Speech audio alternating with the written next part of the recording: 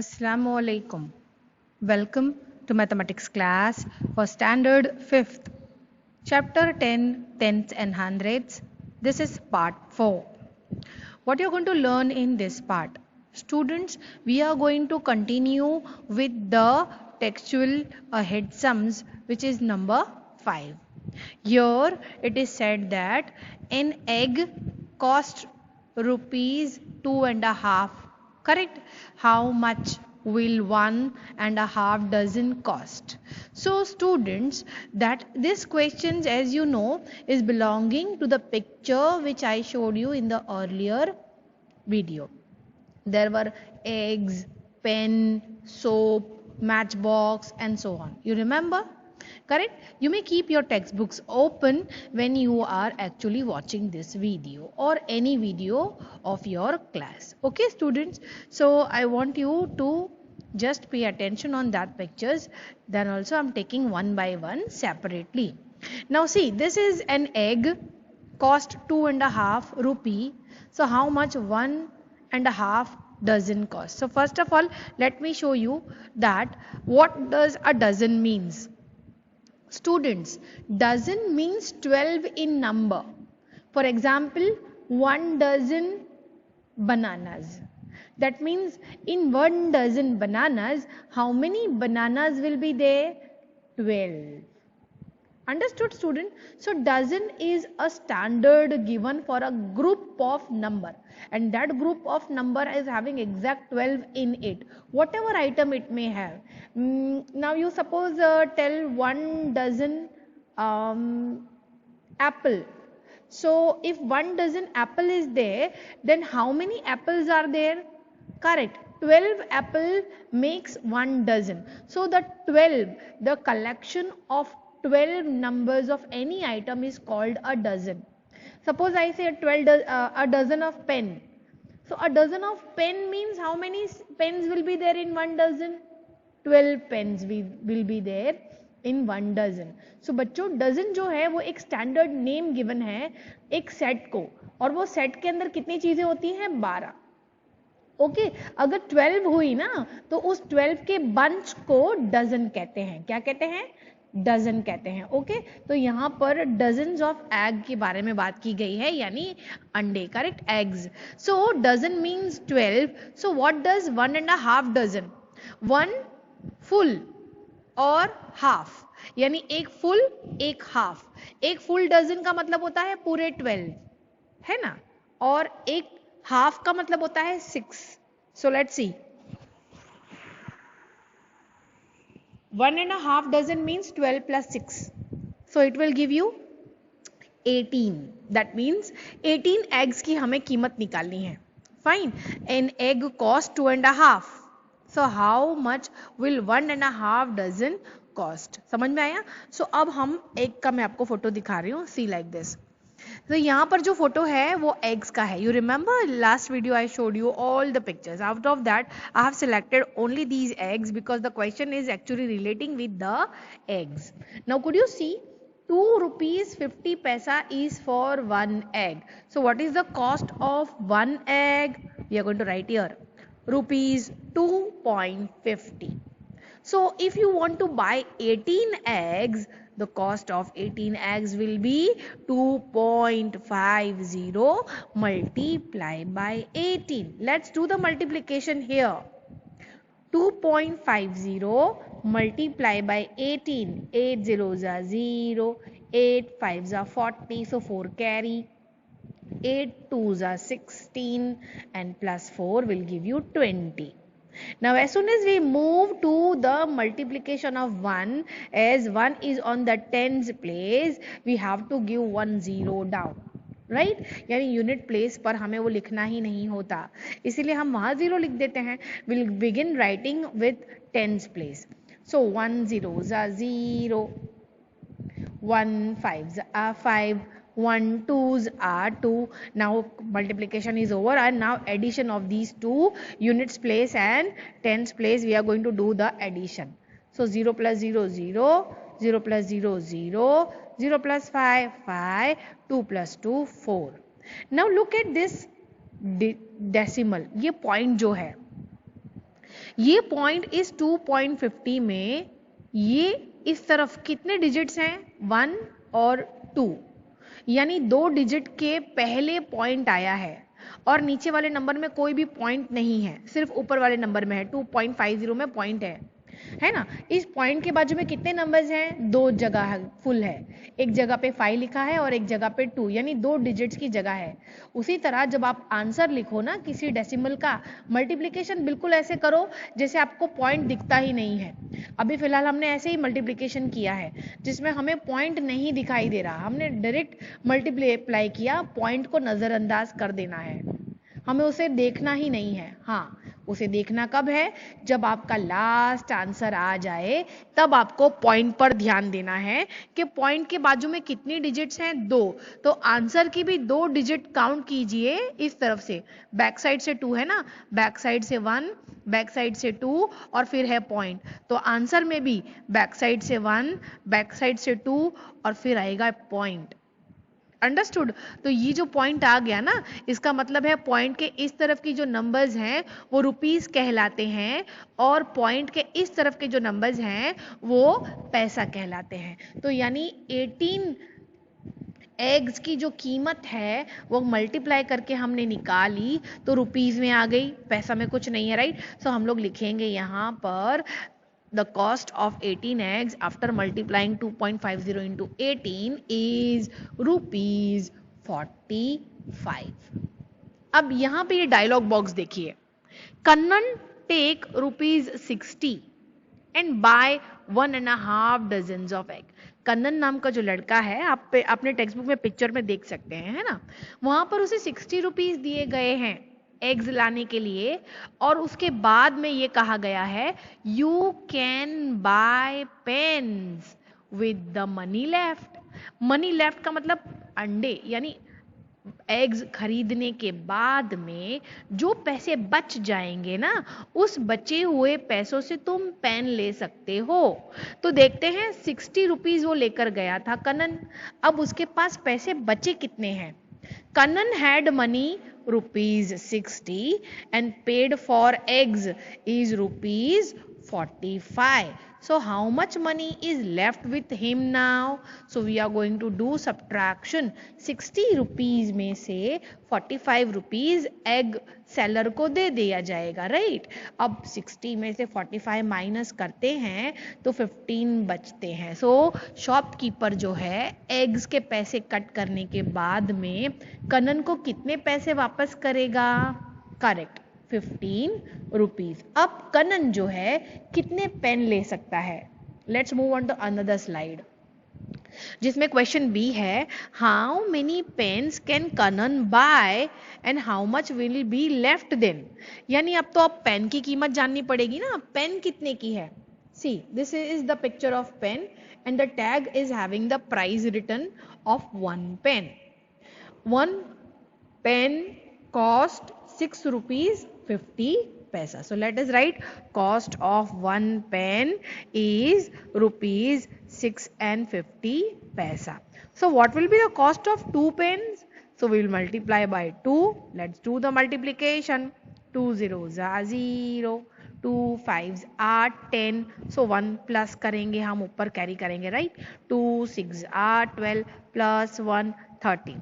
आ गया आंसर, हमने multiplication complete कर लिया। अब हम पॉइंट को देखेंगे। पॉइंट के बैक साइड में इस तरफ यहां से काउंट करें तो 2 डिजिट है, 1 2 और फिर पॉइंट है, तो हम हमारे आंसर में भी पीछे से 2 डिजिट को काउंट करेंगे, 1 2 और फिर डेसिमल यहां आ जाएगा, यानी डेसिमल लग गया। अब पता चल गया 13 रुपीज है और 00 पैसे, यानी what is the cost of 2 pens, the cost of 2 pen is ₹13। अब कन्नन के पास कितने पैसे बचे थे जब उसने एग्स खरीदे थे, याद है ना आपको, 60 रुपीज़ दिए गए थे, 45 के एग्स आए हैं, वो माइनस करने पर 15 रुपीज़ बचे हैं. यानी money left with Kannan after buying eggs is rupees 15. So what will be the cost of 2 pens for buying? That is rupees 13. So Kanan can buy 2 pens and the money left with him is 15 minus 13. वो 2 ही pen खरीद सकता है, right?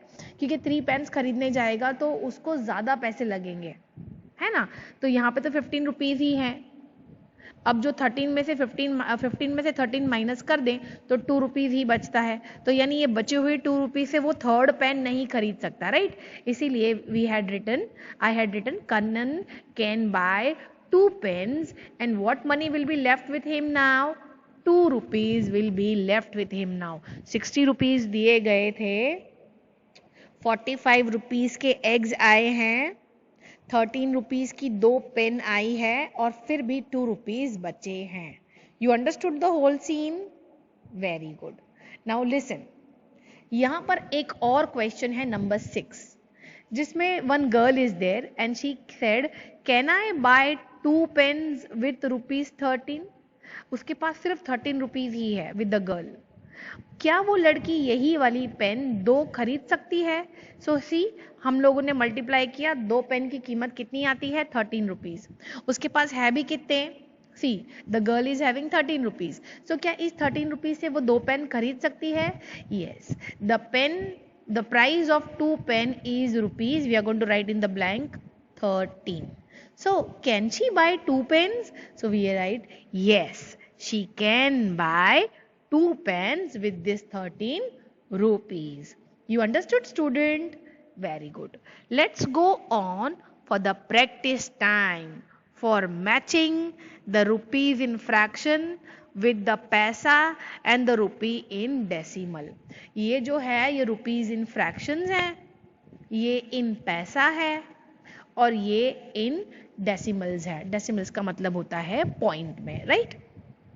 One has been done for you. Half rupee means 50 paisa. 50 paisa means 50 upon 100. So 50 upon 100 will give you 0.50. Now let me explain you कि ये decimal लगाते कैसे हैं. अगर हमें नीचे से 100 माइनस निकाल देना हो तो सपोज 1 upon 10 है आपके पास, ओके?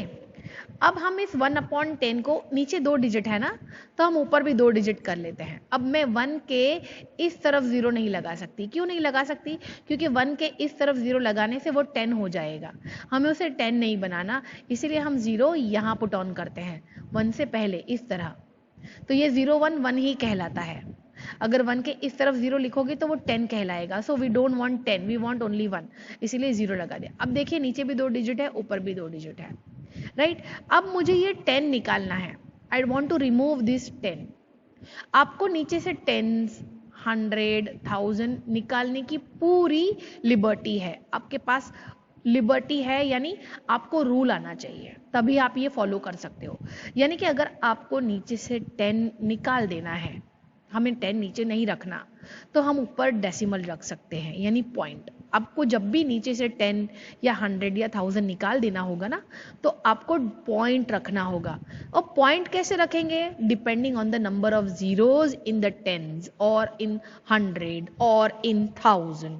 सपोज 10, अभी यहाँ पर 10 में कितना जीरो है? 1 0 है.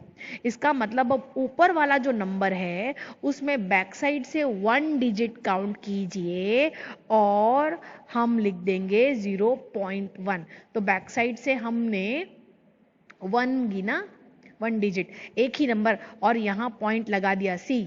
तब हम नीचे वाला 10 अवॉइड कर सकते हैं, यानी अब हम वो 10 नहीं लिखेंगे, तो हमारा डायरेक्ट आंसर क्या आएगा? 0.1. आपको ये समझ में आया है ना? चलो मैं आपको और एक बताती हूँ. दैट इज, सपोज मैं इसको 1 10 10 और इसको 100 फॉर्म में लिख लेती हूँ. दैट इज 10 upon 100 हो, है ना? अगर 10 upon 100 है तो हम क्या करेंगे? नीचे के जो 2 जीरोज हैं उसके लिए मुझे ऊपर के 2 नंबर्स बैक साइड से काउंट करने होंगे. मुझे नीचे से 100 निकाल देना है. अगर मुझे निकाल देना है तो मुझे वो रूल आता है कि नीचे जो जितने भी जीरो हैं उतने नंबर्स ऊपर से काउंट कर लेते हैं, 1 2 और यहाँ पॉइंट आएगा यानी 1 से पहले। तो मैं ऐसा लिखूंगी 0 पॉइंट, अकेला पॉइंट अच्छा नहीं लगता ना, we can not write only 0.10, हमें उसके पहले 0 लगाना होगा, यानी 0.10 हमने पॉइंट लगा दिया ना। अब मैं ये नीचे का 100 अवॉइड कर सकती हूँ, यानी अब मैं उसको नहीं लिखूंगी। तो मेरा आंसर क्या आएगा, 0.10। Understood student? यानी हम नीचे से टेंस, या नीचे से मतलब डिनोमिनेटर से, ये नीचे से मतलब डिनोमिनेटर से, ये डिनोमिनेटर है और ये न्यूमरेटर है। डिनोमिनेटर से हम टेंस, 100, 1000 निकाल सकते हैं, और वो निकालने के लिए हमें रूल फॉलो करना होता है डेसिमल पॉइंट रखने का। और वो रखने का रूल ये है कि आप नीचे से अगर 10 कट कर रहे हो यानी 10 है, तो आप पीछे से 1 decimal digit, I mean 1 digit count कीजिए और डेसिमल रख दीजिए। अगर आप 2 zeros एलिमिनेट कर रहे हो तो आपको 2 डिजिट्स काउंट करना है और फिर पॉइंट रख देना है। तो इस तरीके से आप डिनोमिनेटर से 10, 100 या 1000 एलिमिनेट कर सकते हैं। अब ये 10/100 का मतलब होता है, देखिए जब भी हम रुपीस की बात करते हैं ना, 100 पैसा का बंच जो है वो 1 रुपी बनाता है ना। इसका मतलब 10/100 का मतलब होता है 10 पैसा। 1/10 नहीं हो सकता, क्यों? क्योंकि 1/10 जो है 10 पैसा नहीं हो सकता। हाँ, 10 पैसा का 1 पैसा हो सकता है, यानी ये 1/10 का मतलब होता है 1 पैसा। ये 10/100 का मतलब होता है 10 पैसा। समझ में आया आपको? सो यहाँ पर है 1/10 रुपी, इसका मतलब ये है कुछ इस तरीके से 10 पैसा, नॉट 1 पैसा, है ना। तो हमारा ये जो बॉक्स है ये अटैच हो जाता है 10 पैसा से। अब इसको जब हम पॉइंट में लिखेंगे तो पॉइंट ऐसा दिखेगा 0.10, तो वो ये रहा, और हम इसको मैच करेंगे इस तरीके से। You got it? अब बात करते हैं 5/100 की। 5/100 अगर डायरेक्टली 100 दिया हुआ है तो वेरी गुड, ये 5 पैसा फ्रॉम 100 पैसा है। सो इसका मैच हमें यहां मिलता है। 5/100 मीन्स 5 पैसा। अब इसको जब हम लोग पॉइंट में लिखेंगे तो देखिए नीचे 2 डिजिट्स, 2 जीरोस हैं, यानी मुझे 5 उसके आगे एक 0 और चाहिए होगा, फिर मैं पॉइंट लगा सकती हूँ, और आप भी लगा सकते हैं, राइट। तो 0.05 ये कहाँ है? 0.50 नहीं, ये रहा 0.5। यानी अब मैं हमारे ये वाला जो 5 पैसा है, 5 पैसा का मतलब होता है 0.05 रुपी। अंडरस्टूड? अब 3/4 ऑफ रुपी क्या होता है? आप जानते हैं हमारे 1 रुपीज में, मैंने आपको अर्लियर वीडियो में बताया था कि 4, अगर 25 कॉइन्स हो ना, हमारे पास 4 कॉइन्स हो तो वो 1 रुपी बनाता है। सी 25 + 25 50, 25 + 25 50, this side 50 and this side 50 together makes 100, यानी ये पूरा के पूरा 1 रुपी बनाता है। अब इसमें से हमें सिर्फ 3 कॉइन्स लेने हैं, so we take this 2 and this 1, 3, ये 3 कॉइन्स आ जाएंगे, है ना। 3 कॉइन्स का मतलब होता है 25 + 25 + 25, यानी ये 325 जो है, अगर ये प्लस कर दें ना तो 75 हो गए। कितने हो गए? 75 पैसा फ्रॉम टोटल 100, यानी ये 75 पैसा हुआ। So we are going to attach this box with 75 पैसे, लाइक दिस। अब 75 पैसे का मतलब होता है 75/100, यानी नीचे के 2 जीरो अगर एलिमिनेट करेंगे तो पॉइंट यहां आएगा 7 से पहले, यानी इसका मैच ये रहा 0.75 rupee. We did the matching. Now 99 पैसा मीन्स 99 पैसा ओनली, 99/100 रुपी है ना, यानी ये 99 पैसा है फ्रॉम टोटल 100 पैसा। सो 99/100 इज 99 पैसा। This box we are going to attach it. Now अगर 99/100 है तो नीचे से 2 जीरो एलिमिनेट करेंगे तो पॉइंट यहाँ आएगा, यानी 0.99, वो ये रहा। तो हम क्या करेंगे, 90 पैसा को 0.99 रुपी से अटैच करेंगे। Understood student? Now we come to 1/4 rupee. Fourth जब भी आया समझ लेना 4 कॉइन्स है। जब भी 4 आया ना डिनोमिनेटर में, देखिए यहाँ पर भी था, यहाँ पर भी है, तो इसका मतलब हमारे पास 4 कॉइन्स है, और वो 4 कॉइन्स कौन से पैसा की होगी? 25 ईच, यानी हर एक कॉइन 25 पैसा की होगी। अब इसमें से हमें सिर्फ 1 लेना है, यानी सिर्फ ये वाली, यानी 25/100 हो गया। ओनली 1 कॉइन हुई, 1 कॉइन का मतलब होता है 25 पैसा। तो हमारा ये जो बॉक्स है, ओनली 1 कॉइन फ्रॉम टोटल 4, हमने 1 ही लिया है फ्रॉम टोटल 4, है ना, सो वो हो गया 25 पैसा। हम ये वाले बॉक्स से हमारा 1/4 रुपी को अटैच करेंगे, एंड 25/100 का मतलब होता है 0.25, यानी ये वाले बॉक्स को हम अटैच करेंगे। I hope student you understood well about how the fraction rupees are understood as in paisas, and paisas are understood as 0 point rupees, right, in decimal rupees. Thank you student for watching the video. We will be meeting soon with the continuation of chapter in another part of video. Till then, have a good day ahead. Goodbye.